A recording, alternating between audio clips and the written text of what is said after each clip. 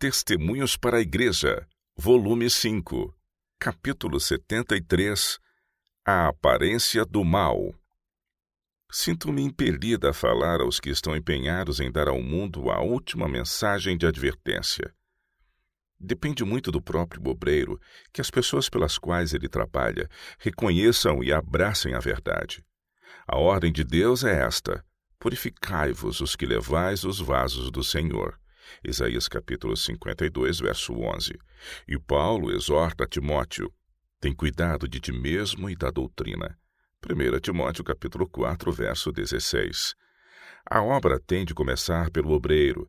Precisa ele estar unido a Cristo com a vara à videira. Eu sou a videira, disse Jesus, vós as varas. João capítulo 15, verso 5. Nessa imagem está figurada a ligação mais íntima possível. Enxerte na videira verde a vara despida de folhagem e tornar-se-á um ramo vivo que tira seiva e alimento da mesma videira. Fibra com fibra e artéria com artéria se ligam, e a seiva, subindo por elas, faz que na vara brotem folhas e nasçam frutos. A vara destituída de seiva representa o pecador unido a Cristo. A alma se une à alma, o frágil e mortal ao santo e infinito, e o homem se torna um com Cristo. Sem mim, disse Cristo, nada podereis fazer. João 15, verso 5. Acaso estamos nós que presumimos ser obreiros de Cristo, unidos a Ele como a vara à videira? Permanecemos nós em Cristo e somos um com Ele? A mensagem que levamos é mundial. Tem de ser levada a toda a nação, tribo, língua e povo. O Senhor não quer que um só de nós se constitua um portador dessa mensagem, sem dar-nos graça e poder a fim de representá-la ao povo de modo correspondente à sua importância.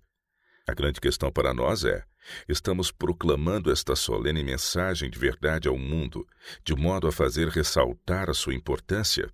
O Senhor promete cooperar com o obreiro que se puser na inteira dependência de Cristo. Não é sua vontade que os missionários trabalhem sem sua graça e necessitados de seu poder. Cristo nos escolheu do mundo para que fôssemos um povo peculiar e santo. Deu-se a si mesmo por nós para nos remir de toda a iniquidade e purificar para si um povo seu, especial, zeloso de boas obras. Tito capítulo 2, verso 14. Os obreiros de Deus precisam ser homens de oração, estudantes diligentes da Escritura, que tenham sede e fome de justiça, a fim de que possam ser uma luz e conforto para outros. Nosso Deus é Deus zeloso.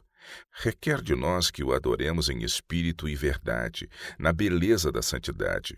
Diz o salmista: se eu atender à iniquidade no meu coração, o Senhor não me ouvirá. Salmo 66, verso 18. Como obreiros, devemos ter cuidado dos nossos caminhos. Se o salmista não podia ser ouvido, se atendesse à iniquidade em seu coração, como poderiam ser agora ouvidas as orações de homens que abrigam a iniquidade no coração? Expirando o tempo de expectativa em 1844, o fanatismo penetrou nas fileiras dos adventistas. Deus enviou, pois, mensagens de advertência a fim de afastar o mal que irrompia. Havia exagerada intimidade entre certos homens e mulheres. Apresentei-lhes a santa norma da verdade que nos cumpria seguir e a pureza de conduta que importava observar, a fim de termos a aprovação de Deus e estarmos sem mácula nem ruga diante dele. As mais solenes ameaças vieram dirigidas de Deus a homens e mulheres cujos pensamentos não eram puros e que pretendiam estar sendo particularmente favorecidos pelo Senhor, mas essas mensagens foram desprezadas e rejeitadas. Voltando-se contra mim, diziam: porventura falou Deus somente por meio de ti, e não também por meio de nós? Não se emendaram, e Deus permitiu que prosseguissem em seu caminho até que o pecado se patenteasse em sua vida. Também agora não estamos isentos de perigo. Cada pessoa empenhar em proclamar a mensagem de advertência ao mundo há de ser fortemente tentada a seguir uma conduta que seria a negação de sua fé. É o plano premeditado de Satanás tornar os obreiros, em consequência de suas deficiências de caráter, fracos na oração, virtude e influência. Nós, como obreiros, devemos unir-nos no propósito de suprimir e condenar tudo que em nossas relações mútuas tem alguma afinidade com o mal. Nossa fé é santa. Nossa obra tem por fim vindicar a honra da lei de Deus e não pode ser de natureza a reduzir padrão moral das ideias ou do comportamento de quem quer que seja. Devemos colocar-nos num ponto de vista elevado. Devemos crer e pregar a verdade como é em Cristo. A santidade nunca há de conduzir os atos menos honestos. Se alguém que pretende ensinar a verdade se inclina a estar muito na companhia de uma moça ou mesmo de uma mulher casada, se em confiança chega a pôr a mão sobre ela ou se entretém frequentemente com ela conversações íntimas, tenha cuidado com ele. Os princípios puros da verdade não estão arraigados em sua mente.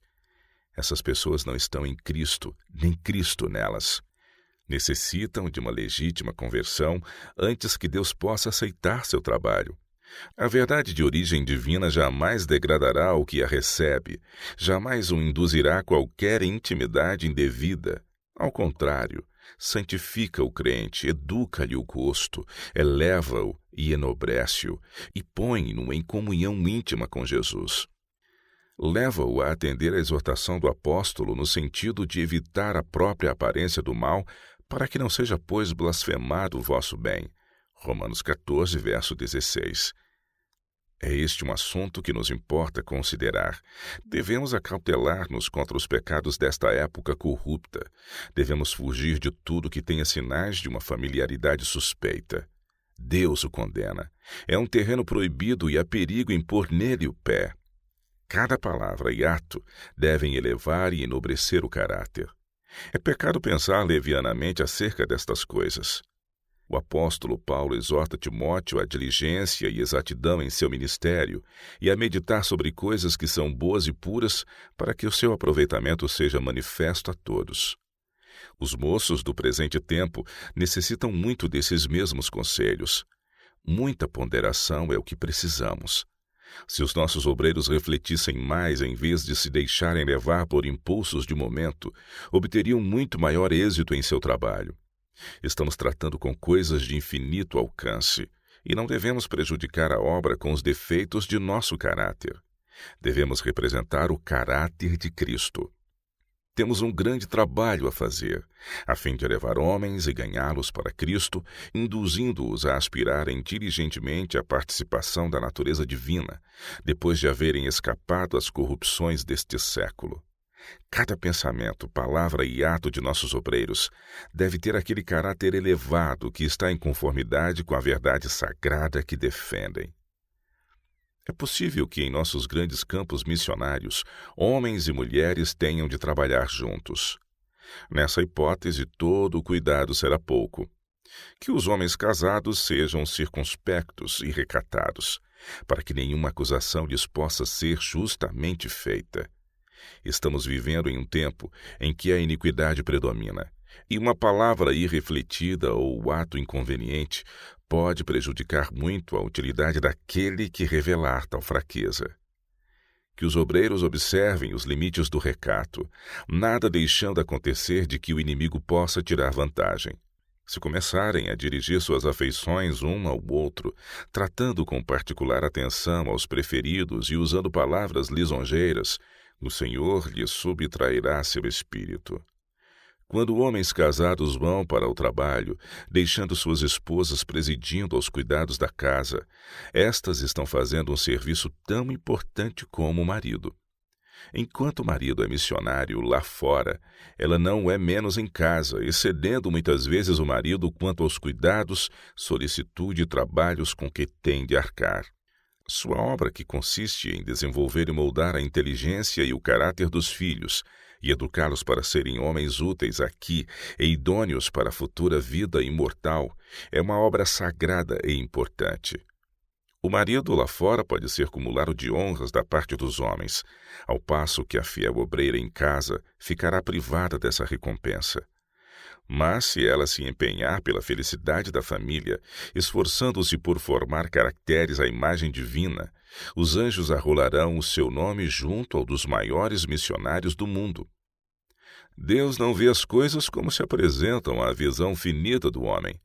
Quão cuidadoso deve ser o marido e pai em manter fidelidade ao voto conjugal. Quão circunspecto deve revelar-se quanto ao caráter, a fim de não despertar nas moças ou mesmo nas mulheres casadas pensamentos que não correspondam à elevada e santa norma, os mandamentos de Deus. Esses mandamentos, como Cristo os expôs, são muitíssimo amplos, atingindo até aos pensamentos e propósitos do coração.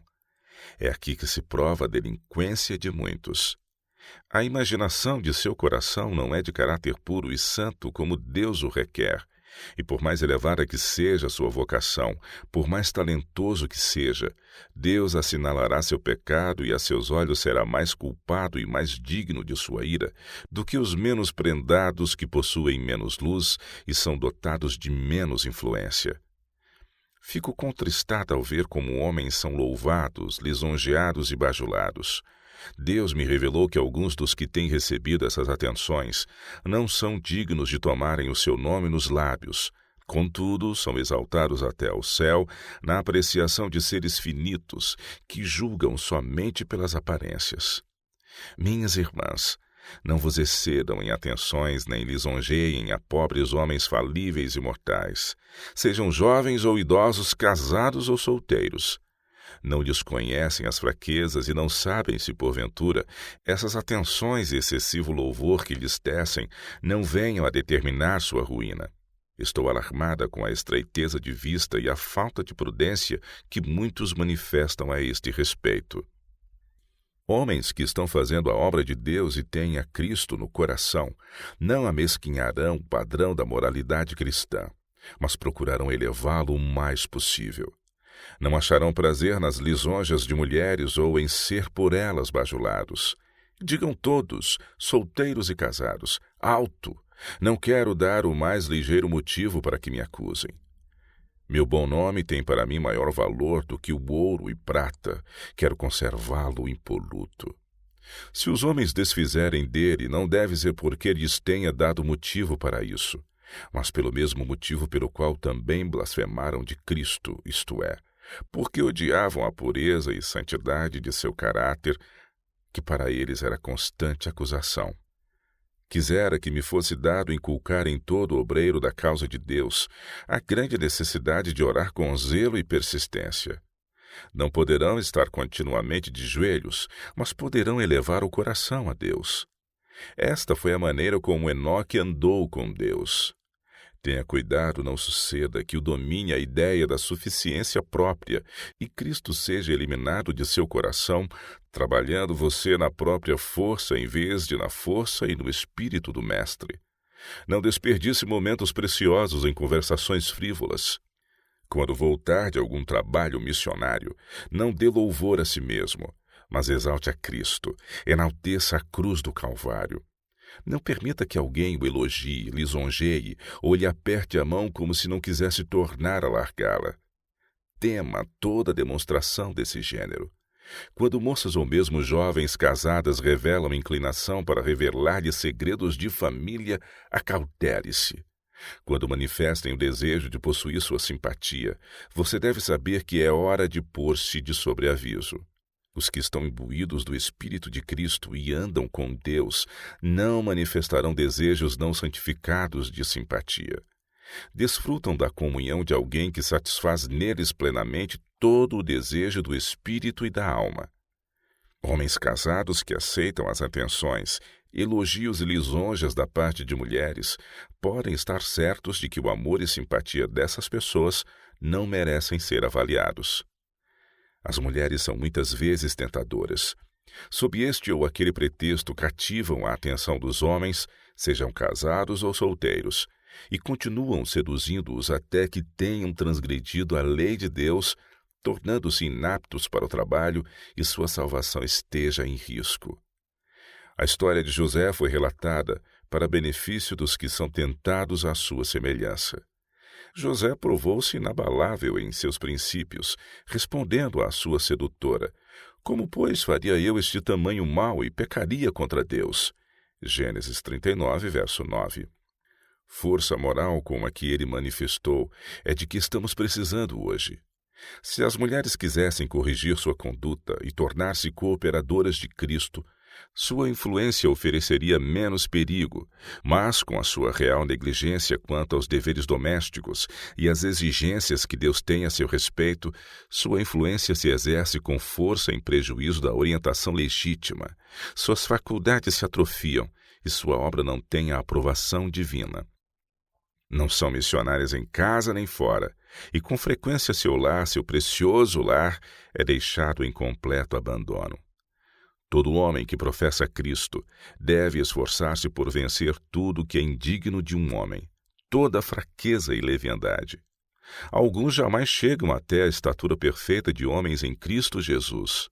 São ingênuos e presumidos, mas a religiosidade poderia corrigir todos estes defeitos. A verdadeira religião não se caracteriza por condescendência ingênua. É a todos os respeitos digna. Que nenhum dos que se alistaram como soldados nas fileiras de Cristo venha desviar-se no dia da prova. Todos devem reconhecer que têm um trabalho sério a fazer, que é elevar os semelhantes de seu estado decaído. Ninguém tem o direito de depor as armas em meio da luta que torna mais desejável a virtude e odioso o vício. Para o cristão ativo não há descanso aquém das moradas eternas. Obedecer aos mandamentos de Deus é fazer o que é justo e somente o que é justo. Nisto consiste a maturidade cristã. Mas muitos necessitam tomar repetidas e frequentes lições do exemplo de Cristo, que é o autor e consumador de nossa fé. Considerai, pois, aquele que suportou tais contradições dos pecadores contra si mesmo, para que não enfraqueçais, desfalecendo em vossos ânimos. Ainda não resististes até ao sangue, combatendo o pecado. Hebreus capítulo 12, versos 13 e 4. Você deve crescer na graça cristã.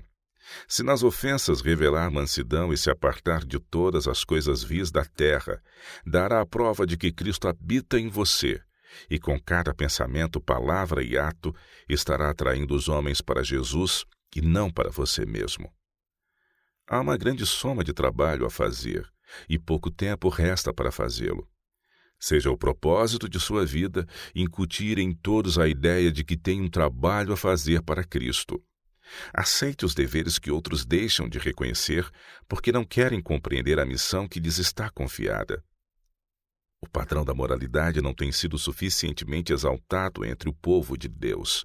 Muitos dos que professam observar os mandamentos divinos e se propõem a defendê-los os transgridem. As tentações se apresentam de tal forma que o tentado imagina descobrir uma justificativa para a transgressão. Os que entram para o campo missionário devem ser homens e mulheres que andam e falam com Deus. Os que ocupam o púlpito sagrado como pastores devem ser homens de reputação excelente. Sua vida deve ser íntegra, superior a tudo que tenha o menor traço de impureza.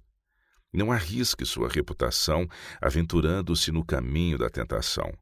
Se uma mulher lhe apertar a mão demoradamente, retire-a prontamente, salvando-a do pecado.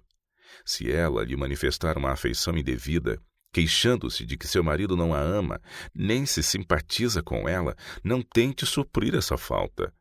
A única maneira sábia e segura de agir em tal hipótese é guardar para você a sua simpatia.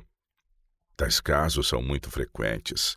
Aponte a essas pessoas aquele que leva nossas aflições e é o único conselheiro sábio e verdadeiro.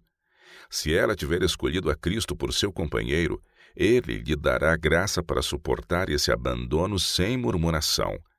Por outro lado, cumpre-lhe fazer diligentemente tudo o que lhe for possível para unir a si o marido, dedicando-lhe a mais estrita fidelidade e provando-se também solícita em tornar o lar alegre e atrativo. Se todos os seus esforços forem frustrados, deixando de ser apreciados, terá a simpatia e o apoio do Salvador. Ele a ajudará a levar a carga e a consolará nas decepções. Buscando entre os homens o que supra a falta que sente e que Cristo está sempre pronto a preencher, manifesta a mulher desconfiança nele. Com sua murmuração, peca contra Deus. Seria melhor que fizesse um exame de consciência, a ver se porventura não há no coração algum pecado. O coração que desse modo busca a simpatia humana e aceita as atenções proibidas de quem quer que seja, não está limpo diante de Deus. A Bíblia apresenta muitas ilustrações marcantes da poderosa influência exercida pela mulher mal intencionada. Quando Balaão foi chamado para amaldiçoar a Israel, isso não lhe foi permitido, porquanto o Senhor não viu iniquidade em Israel, nem contemplou maldade em Jacó. Números 23, verso 21. Mas Balaão, que já se havia rendido à tentação, se constituiu totalmente um instrumento de Satanás e determinou conseguir indiretamente o que diretamente não lhe foi possível. Ideou imediatamente uma cilada, que consistiu em seduzir os israelitas pelo encanto das formosas moabitas a transgredirem os mandamentos divinos. Desse modo, nele seria achada a iniquidade e a bênção divina lhe seria retirada.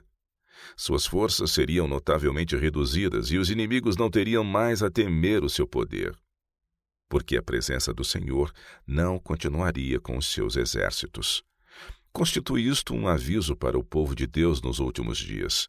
Se seguirem totalmente a justiça e a santidade, guardando os mandamentos de Deus, Satanás e seus agentes não poderão vencê-lo. Toda a oposição de seus mais ferrenhos inimigos será impotente para arrancar ou destruir a vinha que o Senhor plantou. Satanás compreende o que Balaão teve de aprender por uma triste experiência, a saber que contra Jacó não há encantamento nem adivinhação possível, enquanto a iniquidade nele não tiver acolhida. Por tal motivo, seu poder e influência empregam constantemente no sentido de destruir a união do crente com Deus e macular a pureza de seu caráter. Suas ciladas são armadas de 1000 modos diferentes, a fim de debilitar a eficácia do crente para o bem. Uma vez mais, quero insistir na necessidade de cultivar a pureza de pensamento, palavras e ação. Temos uma responsabilidade individual para com Deus, um trabalho pessoal que ninguém pode fazer por nós: regenerar o mundo pelo ensino, exemplo e esforço pessoal. Cultivando a sociabilidade, não façamos simplesmente por passatempo, e sim com um propósito útil. Há pessoas a salvar. Aproximemo-nos delas pelo esforço pessoal. Franqueemos as nossas portas aos moços que estão expostos a tentações. O mal os convida de todos os lados. Procure interessá-los. Se têm defeitos, procure corrigi-los. Não se afaste deles, mas busque seu contato. Introduza-os no seu lar, convide-os para assistir ao culto doméstico. Há milhares que precisam que se faça tal serviço por eles. Cada árvore no jardim de Satanás está carregada de frutos sedutores e venenosos, e maldição é pronunciada sobre cada um que deles colher e comer. Lembremo-nos do que Deus exige de nós, que tornemos o caminho do céu claro, brilhante e atraente, para que nos seja dado afastar-nos dos destrutivos encantamentos de Satanás. Deus nos deu o entendimento para o usarmos para um fim nobre. É este o nosso tempo de prova para a vida futura. É um tempo demasiado solene para andarmos descuidosos e permanecermos na incerteza. Nossas relações com os outros devem caracterizar-se pela honestidade e um espírito de piedade. Nossa conversação deve versar sobre as coisas que são de cima. Então, aqueles que temem ao Senhor falam cada um com o seu companheiro, e o Senhor atenta e ouve, e há um memorial escrito diante dele para os que temem o Senhor e para os que se lembram do seu nome. E eles serão meus, diz o Senhor dos Exércitos. Naquele dia que farei serão para mim particular tesouro. Poupá-los-ei como um homem poupa a seu filho que o serve. Malaquias capítulo 3, versos 16 e 17. Que poderia ser mais digno de ocupar nossos pensamentos do que o plano da redenção? É um tema inesgotável. O amor de Jesus e a salvação oferecida através desse infinito amor ao homem decaído, a santidade do coração, A verdade preciosa e salvadora destes últimos dias e a graça de Cristo são assuntos próprios para animar o espírito e fazer que o coração puro experimente a alegria que tiveram os discípulos quando Jesus com eles caminhou ao dirigirem-se para Emaús. Aquele que tiver feito de Jesus o objeto principal de seu amor terá prazer em sua santa companhia e de tal comunhão colherá força. O que, porém, não revelar gosto por essa espécie de conversação e preferir falar sobre futilidades sentimentais, afastou-se muito de Deus e é insensível às aspirações nobres e santas. O sensual e o terreno é por ele confundido com o celestial. Quando a conversação é de caráter frívolo, revelando um desejo não satisfeito de simpatia e reconhecimento humano, procede de um sentimentalismo apaixonado, que faz correr perigo tanto os jovens como os idosos. Se a verdade de Deus for um princípio constante no coração, este será como uma fonte de água viva. Poderão tentar estancá-la, mas irromperá por outro lado. Permanece e não pode ser reprimida. A verdade no coração é um manancial de vida que refrigera o cansado e abafa os pensamentos e expressões más. Porventura não existe suficiente evidência a nosso redor, demonstrando os perigos a rondar nossos caminhos? Por toda parte se vêem destroços humanos, altares domésticos quebrados, lares despedaçados. Há um estranho abandono dos princípios, um rebaixamento das normas de moralidade. Predominam cada vez mais os pecados que determinaram os juízos divinos por ocasião do dilúvio e da destruição de Sodoma pelo fogo. Aproximamo-nos do fim. Deus tem por longo tempo suportado a perversidade do ser humano, mas nem por isso seu castigo é menos certo. Que todos os que professam ser a luz do mundo se apartem da iniquidade. Vemos hoje manifestado contra a verdade o mesmo espírito notado nos dias de Cristo. Por falta de argumentos bíblicos, os que invalidam a lei de Deus forjam mentiras, a fim de macular e difamar os obreiros. Fizeram isso ao Redentor do mundo e o farão também a seus seguidores. Boatos que não têm o menor fundamento serão tidos como fatos.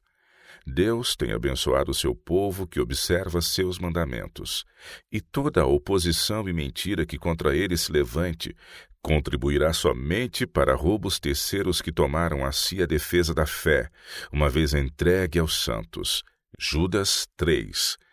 Mas se os que professam ser depositários da lei de Deus se tornarem transgressores dessa mesma lei, seu cuidado protetor ser-lhes-á retirado, e muitos cairão por sua perversidade e licenciosidade. Nessas condições seremos incapazes de manter-nos diante de nossos inimigos.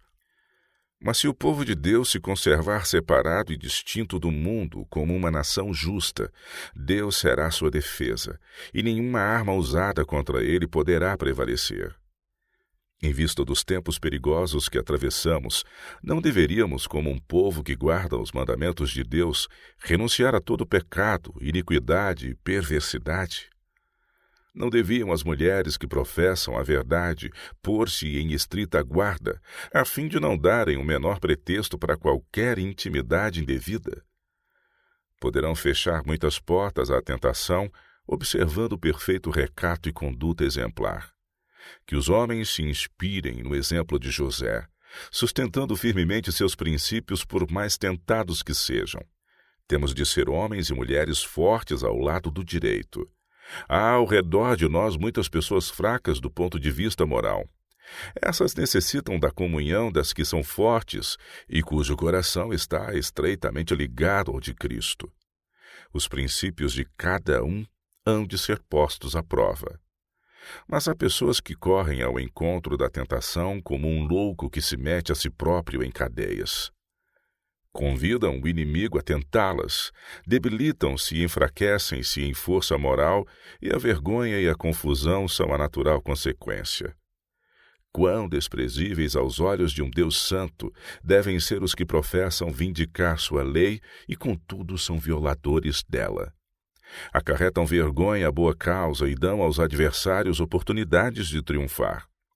Jamais a linha de separação entre os seguidores de Jesus e os de Satanás deve ser obliterada. Há uma linha divisória distinta, traçada pelo próprio Deus entre a Igreja e o mundo, entre os que observam seus mandamentos e os que quebrantam seus preceitos. Não se unem uns aos outros, divergem uns dos outros como o dia da noite pelos seus gostos, aspirações, propósitos e caráter. Cultivando o amor e o temor de Deus, havemos de aborrecer até a coisa mais insignificante que tenha sinais de impureza. Que o Senhor se digne a atrair as pessoas e incutir-lhes a consciência de sua sagrada responsabilidade de formar caráter tal que Cristo não se envergonhe de chamá-las irmãos. Proponha-se uma norma elevada, e naquele dia, quando cada um for recompensado conforme suas obras, a bênção divina será pronunciada sobre você. Os obreiros de Deus devem conduzir-se sempre como em sua presença pessoal e desenvolver continuamente um caráter que se distinga pela virtude e piedade. Seu espírito e coração devem estar de tal forma imbuídos do Espírito de Cristo e santificados pela solenidade da mensagem que devem levar, que cada pensamento, ato e motivo de sua vida esteja muito acima de tudo quanto é terreno e sensual. Sua felicidade não consistirá na satisfação de desejos egoístas e proibidos, e sim na comunhão de Jesus e de seu amor. Minha prece é esta: Senhor, unge os olhos de teus filhos, para que possam distinguir entre o pecado e a santidade, entre a contaminação e a pureza, saindo finalmente triunfantes.